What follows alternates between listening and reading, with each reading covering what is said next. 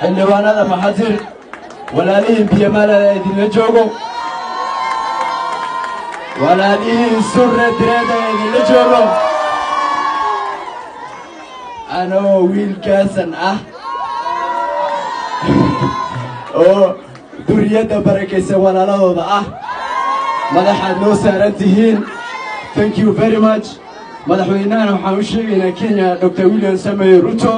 Somaliland is a sovereign country. Somaliland is a republic country. Let him give that kind of recognition, and the United Nations also, we are urging them to give an urgent recognition to this great nation. Thank you very much. God bless you all.